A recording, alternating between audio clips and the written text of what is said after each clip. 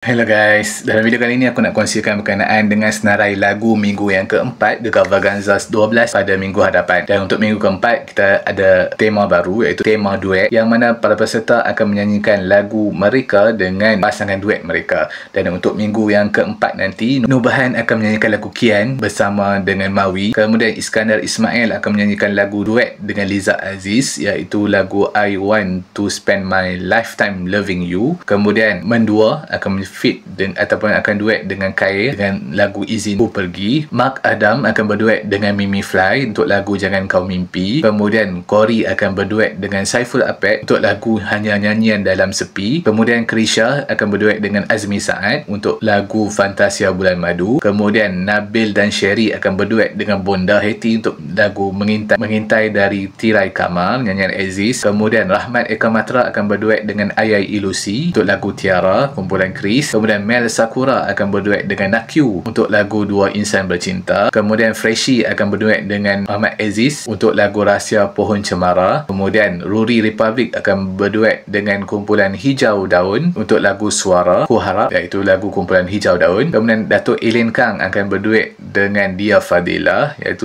untuk lagu Yesterday Once More, nyanyian Carpenters. Kemudian Shay akan berduet dengan Tomok untuk lagu Cari Jodoh, nyanyian kumpulan Wali. Chai 8 pula akan berduet dengan Faradia untuk lagu Siapa Dia Sebelum Daku, nyanyian Francisca Peter dan juga Royston Maria. Untuk persembahan minggu keempat nanti pasti akan ada kejutan, dan merisaukan adalah akan ada penyingkiran yang akan berlaku. Jadi untuk fans-fans Gegar Vaganza, pastikan korang like, share dan subscribe channel ini untuk update terkini bagi tarian Gegar Vaganza yang terkini yang akan aku update dari semasa ke semasa, termasuklah konsert minggu yang keempat nanti. Jangan lupa untuk like, share dan subscribe tau. Terima kasih.